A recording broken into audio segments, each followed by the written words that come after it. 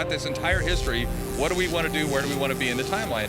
And so we picked about 1,000 years before Skyrim in this period of time called the Interregnum, which means that we don't know what happened at this time, right? There's just this period of history where it drops off. Like, yeah, that's where we want to be, because you get to actually reference all the lore that you've read from the other books, and you get to actually see that come to life, and you get to be a part of that. In a lot of MMOs, you'll kind of have these big interface elements that you're watching whether you're on cooldowns or not, and we didn't want that. We wanted to make sure that you're looking in the world again.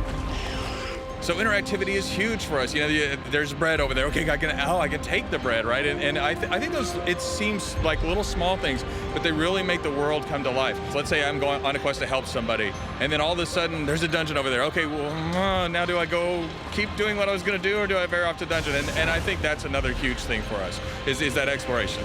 If you played Skyrim and you played the alchemy, you know that there's additives that you have, and they have things like fire, and you know, oh, okay, well, this will actually help me get fire resistance or something else. We've got the same kind of experimentation in the crafting system, but it expands into armor crafting, weapon crafting. And so if you just want to hang out and sit around the game and you're like, I don't want to go quest today, I don't want to go do these things, but I still want to talk to my friends and be in the world, then there's activities for you to do. I kind of call them Zen activities, so it's like the crafting. And we also have fishing, which is ridiculously fun for what it is. Yeah, it's great.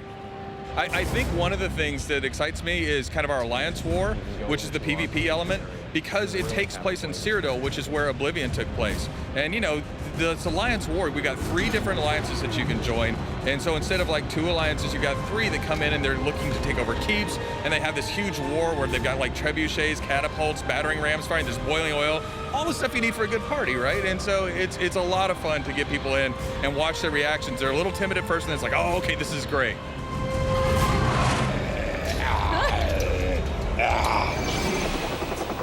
Here's this guy, Hype. Anyone seen him?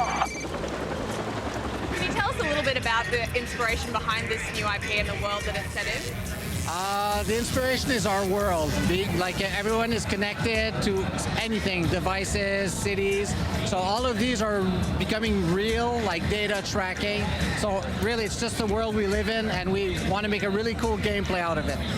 911, state your emergency, please. Hey, I'm free. Lose it. Hello, I need you to stay on the line.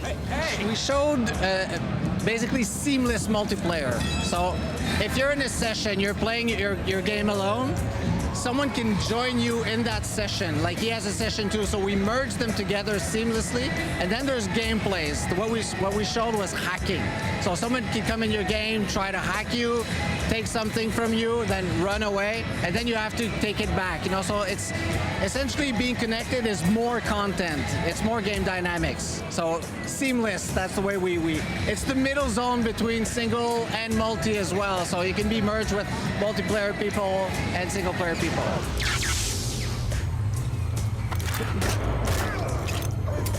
Okay, so usually there's awards given out at E3, but for some reason we were left off the committee, you know, to help decide that. So we've decided to give our own Good Game Awards out this year, and we'd like to award you the Best New IP Award.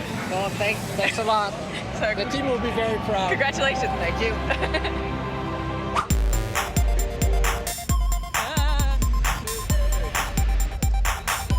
I'm doing counterterrorism. Can you run us through some of the new features and changes? One of the bigger changes that you see is also the color palette. The previous Killzone games were more gritty and dark, and what you now see in Killzone Shadowfall is that we created this really lush and colorful, vibrant world. This is also because of the PlayStation 4 allowing us to do this, because it's a much more powerful machine. Is there a particular feature about the game that you're most looking forward to gamers experiencing? A feature called the Owl. So in this game you play as Lucas Callan. He's a shadow marshal, and he has this super cool gadget called the Owl, which is an attack drone. It's mounted on his back, and he can use it because I will give him all these different abilities. My personal favorite is the zip line. So the flying attack drone can actually set out a zip line, and it will allow you to really freeform, make your path through the various levels. In a time of national crisis, we need a commander-in-chief willing to kick politics right in the balls.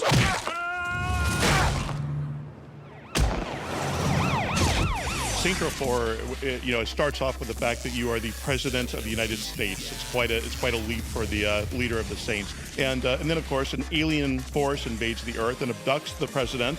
He gets put in this virtual prison where they're trying to break his mind and try to indoctrinate him and essentially make him become part of the Zen Empire. But because it's a simulation, that gives the player the ability to kind of bend the rules, and that's how you get superpowers.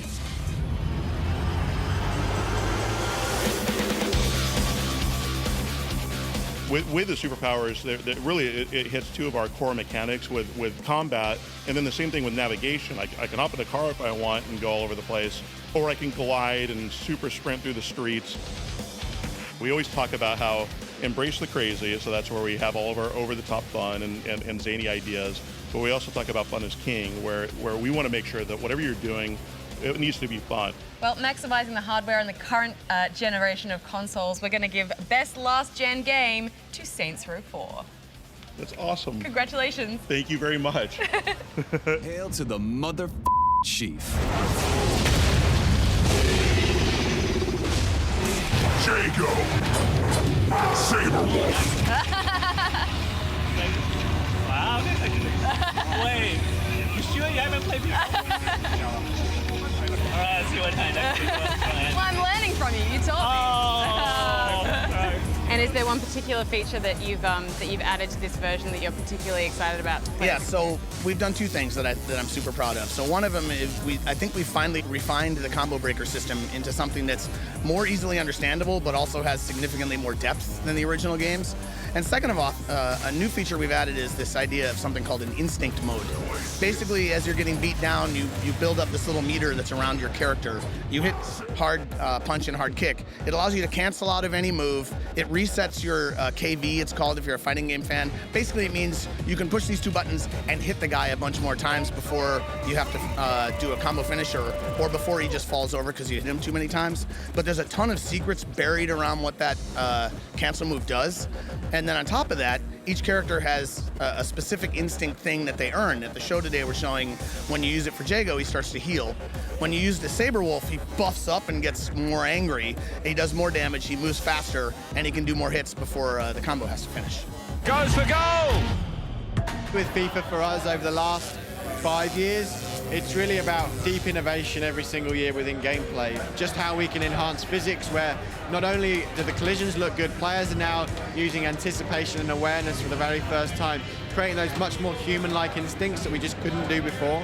Now we're starting to see this player coming towards me, I'm aware that he's there and I can react, I can brace. We've shown some examples of players being able to move their legs out of the way because, previously maybe they tripped over or even fallen, which can break the game.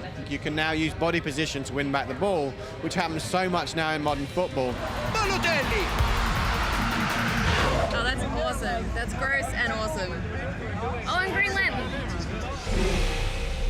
We watch as it hangs above, a mysterious sphere. The universe of Destiny is very different.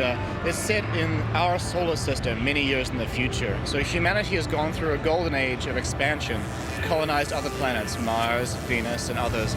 And then a collapse of some kind happens. And the only safe place left in the solar system now when the game opens is there's one last safe city on Earth. And that's where humanity has rebuilt civilization underneath the protection of this mysterious orb that they call the Traveler. No one really knows where it came from or what happened with the collapse, but so now humanity is starting to go outwards, outside the protective shield of the Traveler. And exploring the solar system, they discover that it's now been occupied by all of these hostile alien races. So the story of Destiny is you as a player, you're one of the guardians of the city. You're venturing out into the wilds and exploring to try and find out what happened.